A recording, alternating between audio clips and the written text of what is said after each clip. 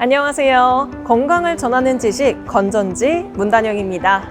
오늘은 전 세계적으로 2초에 1명씩 발병하고 6초에 1명씩 사망한다는 이 질병 무엇일까요? 바로 뇌졸중인데요. 예고 없이 생명을 위협하는 질병이기에 일명 머릿속의 시한폭탄으로 불리기도 합니다. 오늘은 뇌졸중의 발생 원인부터 예방법까지 신경과 전문의 옥태동 선생님 모시고 자세히 들어보겠습니다.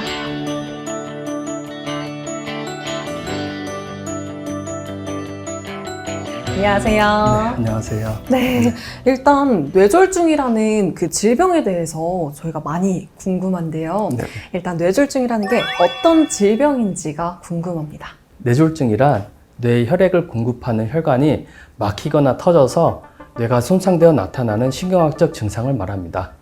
뇌졸중은 크게 두 가지로 나눌 수 있는데 혈관이 막히면 뇌경색, 터지면 뇌출혈로 부릅니다. 뇌경색의 발병 원인으로는 대표적으로 죽상동맥경화증, 부종혈과 같은 심장병, 그리고 작은 혈관의 손상에 의한 소혈관 질환이 있습니다. 흔히 뇌졸중이라고 생각을 하면은 저희 드라마 속에서 뒷목 잡고 쓰러지는 경우가 있잖아요. 이런 것처럼 주요 증상으로는 어떤 게 있을까요? 드라마에서는 극적인 효과를 위해 뒷목을 잡고 쓰러지는 장면이 나오는데 이는 아마도 뇌출혈의 대표적인 증상인 두통을 표현한 것 같습니다. 뇌혈관이 막히거나 터지는 위치에 따라 다양한 증상이 나타나며 주요 증상으로는 한쪽 팔다리의 위압감, 감각장애, 발음 어눌함, 언어장애, 시야장애 등이 있으며 이러한 증상들은 갑작스럽게 나타나는 게 특징입니다.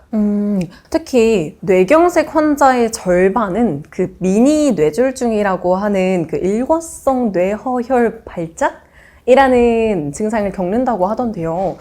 이거는 어떤 질병이고 어떤 증상이 있는 걸까요?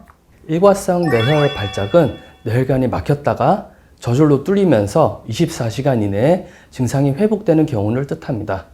증상은 뇌경색의 증상과 동일하나 대부분 1시간 이내로 호전됩니다. 이러한 경우 일주일 이내에 뇌혈관이 다시 막히면서 실제로 후유증이 남는 뇌경색으로 재발할 가능성이 30%에 이르기 때문에 미니 뇌졸중으로 불립니다. 저 여기서 미니 뇌졸중을 만약에 겪었다면 그러면 어떤 치료를 빠르게 받아야 하나요? 미니 뇌졸중이라 하더라도 뇌혈관이 다시 막힐 가능성이 높기 때문에 급성기 뇌경색에 준한 치료가 필요합니다. 환자는 증상을 지켜보지 말고 즉시 응급실로 내원하는 것이 중요합니다. 그러면은 그 뇌졸중의 전조 증상으로 가정에서 알아볼 수 있을 만한 그런 행위나 그런 동작들이 좀 있을까요?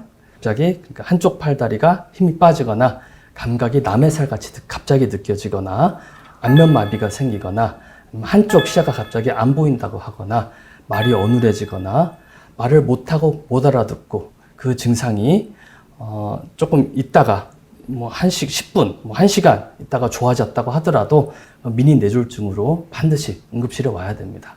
그러면 한쪽 감각에만 좀 이상이 오는 게 특징인 것 같은데 네. 두 쪽 다 오는 경우는 없는 건가요? 두 쪽 다 오는 경우는 매우 드물고요. 간혹 있기는 하지만 다른 원인을 생각해 보는 게 우선적이겠습니다. 뇌경색이 이렇게 왔을 때 골든타임이 흔히들 있다고 많이들 하잖아요.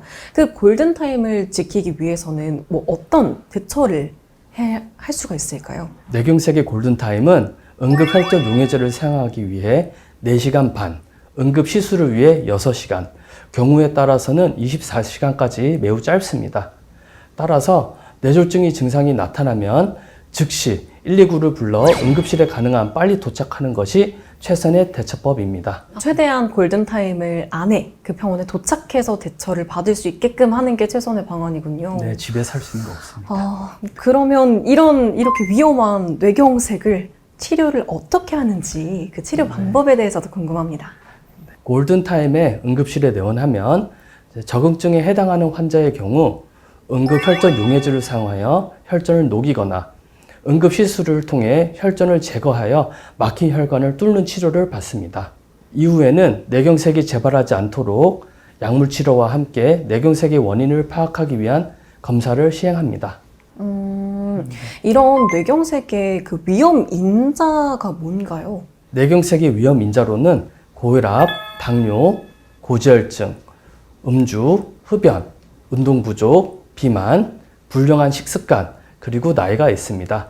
따라서 평소 건강한 식습관과 꾸준한 운동으로 자기 관리를 하고 정기적인 건강검진을 통해 위험인자를 관리하는 것이 중요합니다. 그러면 뇌경색뿐만이 아니라 전체적인 그냥 내 몸의 건강 관리를 하다 보면은 같이 좋아질 수도 있는 거네요. 네, 맞습니다. 그러면 이제 뇌랑 관련된 문제는 다들 좀 궁금해 하시는 것 중에 하나가 뇌에 문제가 생겼으니까 기억력이 감퇴가 오는 건 아닐까? 하는 고민을 하시는 분들도 많을 것 같아요. 그럼 뭔가 문제에 대해서 되게 걱정을 하시는 분들도 많을 것 같고요. 손상된 뇌의 위치에 따라 다르지만 기억력 감퇴가 나타날 수 있습니다. 기억력과 직접적인 관련이 있는 부위가 손상되거나 반복적인 뇌경색으로 인해 뇌 전반적인 손상이 심할 경우 혈관성 치매로 이어질 수 있습니다. 알겠습니다. 그러면 말씀을 듣고 있는 시청자분들께 마지막으로 당부의 말씀 한 번만 부탁드립니다.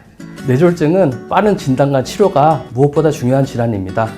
하지만 그래도 애초에 뇌졸중 발생하지 않도록 평소에 꾸준한 건강관리, 운동, 금주, 금연 등의 생활 습관을 갖추는 것이 무엇보다 중요하겠습니다. 그러면 오늘 함께 해주신 옥태동 선생님 정말 감사드립니다. 네, 감사합니다.